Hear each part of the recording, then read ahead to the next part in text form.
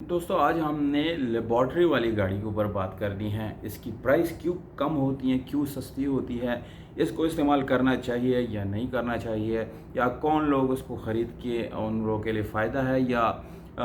जो लोग इसको ख़रीदते हैं उसके लिए फ़ायदा नहीं है। ये सारी चीज़ें मैंने इस वीडियो में आप लोगों को बतानी है, मैंने कवर करनी है, क्योंकि इसके लिए काफ़ी ज़्यादा कमेंट्स आते हैं और अक्सर ये लोग ये पूछते हैं। इसमें ज़्यादातर जो है वो न्यू कमर्स होते हैं जिन्होंने पहली दफ़ा या तो गाड़ी लेनी है या उनके पास गाड़ी नहीं है, तो वो लोग इस इंफॉर्मेशन को लेना ज़्यादा पसंद कर रहे हैं और वो सोचते हैं कि इसके ऊपर हमें कोई ब्रीफली एक वीडियो मिल जाए जिसके अंदर ये तमाम तर डिटेल हमें मिल सके। तो दोस्तों लेबॉर्ट्री वाली गाड़ी के ऊपर मैं आज बात करूंगा कि ये लेबॉर्ट्री असल में होता क्या है। दोस्तों वीडियो को मज़ीद आगे ले जाने से पहले आपसे गुजारिश है कि वीडियो को जो है लाइक भी करें, चैनल को सब्सक्राइब इसलिए करें दोस्तों क्योंकि आपको वीडियो भी वक्तन फ़वक्तन मिलती रहेगी और इससे हमारा हौसला अफजाई भी होता है, हम अपने कंटेंट को मज़ीद बेहतर बना सकते हैं। और अगर आप चाहते हैं कि नेक्स्ट किसी टॉपिक के ऊपर मैं वीडियो बनाऊं तो वो आप कमेंट सेक्शन में कमेंट कर सकते हैं। इंशाल्लाह मैं उसके ऊपर रिसर्च करके आपको ये सारी इन्फॉर्मेशन इंशाल्लाह वीडियो के अंदर नेक्स्ट किसी वीडियो में आपको ज़रूर आपको टैग करके जो है वो बताऊँगा।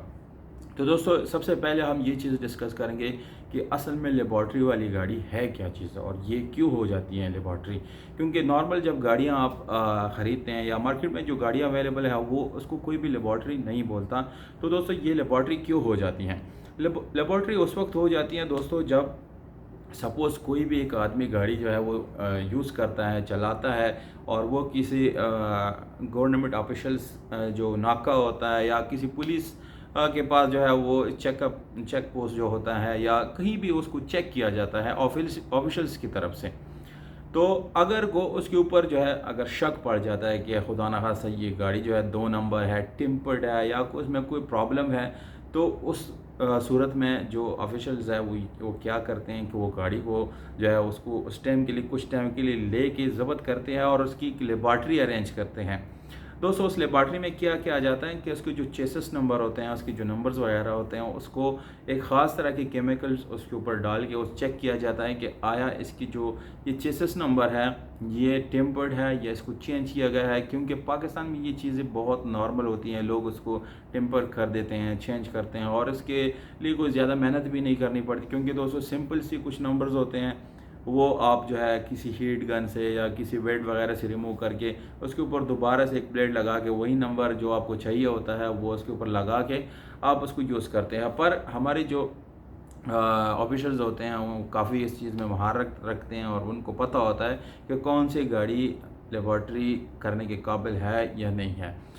क्योंकि दोस्तों ये चीज़ें मैंने काफ़ी ज़्यादा जो है वो देखी हैं और ये एक बहुत ज़्यादा लोग इसको जो है वो एक्सपेरिमेंट भी कर चुके हैं कि अक्सर लोगों ने काफ़ी ज़्यादा अमाउंट खर्च करके गाड़ियाँ ली हुई होती है और बाद में वो लेबॉर्ट्री निकल जाती हैं।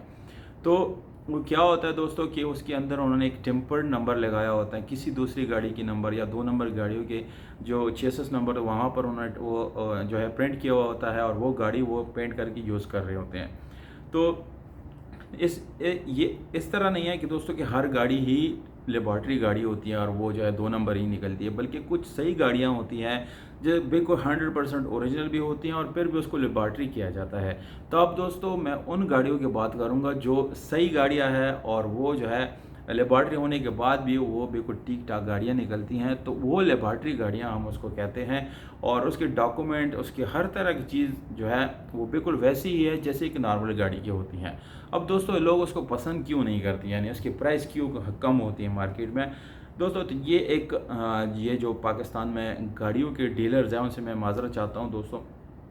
ये उनका एक टैक्टिस है, एक तरीका कार है जिसके थ्रू वो लोगों से अच्छी गाड़ियाँ कम दामों में लेके ज़्यादा पैसों में सेल करते हैं। तो ये तरीका कार होता है उनका, जो शोरूम्स वाले हैं या जो जितने भी कार बिजनेस में इन्वॉल्व होते हैं वो इन चीज़ों को जो है यानी इम्प्लीमेंट करते हैं और वो लोगों को समझिए लेबॉर्ट्री है, ये सुबरदारी है, ये ऐसा है, ये वैसा है, ये कराची का नंबर है, ये करके उसके बाद जो है इसके प्राइसेस पे वो जो है वो इम्प्लीमेंट होता है, यानी उसके ऊपर इन्हिसार करता है कि हाँ ये लेबॉर्ट्री गाड़ियाँ हैं, इसकी प्राइस जो है वो इसलिए कम होना चाहिए क्योंकि इसके ऊपर शक पड़ गया था, 2 नंबर गाड़ी थी, खुदा न खास्ता कोई प्रॉब्लम था इसलिए इसको चेक किया गया है, बाद में भी इसको चेक किया जाएगा। बल्कि हर जो नया कस्टमर होता है जो गाड़ी जो जो वो गाड़ी लेता है तो वो अवॉइड करता है ऐसी गाड़ियाँ लेने के लिए। यानी अगर आप किसी को बोलेंगे मेरे पास लेबॉर्ट्री वाली गाड़ी है और मैं उसको सेल करना चाहता हूँ और मार्केट में उसकी वैल्यू 5 लाख है, तो वो आपसे डिमांड करेगा कि ये गाड़ी आप मुझे 3 लाख में दें क्योंकि ये एक लेबॉर्ट्री गाड़ी है। इसलिए दोस्तों ये जो है डिफरेंट हरबे हमारे जो कार बिज़नेस वाले हैं ये यूज़ करते हैं इन चीज़ों को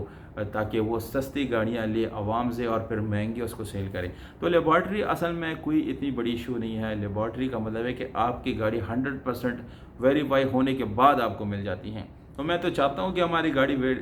लेबॉर्ट्री हो, ये कोई बड़ी इशू नहीं है। अगर आपको कोई लेबॉर्ट्री गाड़ी मिल रही है और लेबॉर्ट्री होने के बाद भी उसकी डॉक्यूमेंट ठीक है, उसका चेसिस नंबर ठीक है, उसका हर चीज़ ओके है, तो मेरे ख्याल से आप एक नॉर्मल गाड़ी के बजाय आप बिल्कुल सीधा जाकर लेबॉर्ट्री वाली गाड़ी ख़रीदें। क्योंकि दोस्तों उसमें इशू कुछ भी नहीं होता, कोई भी प्रॉब्लम नहीं होता, वो जस्ट एक चेकअप होता है जिसके थ्रू वो चेक किया जाता है कि इसके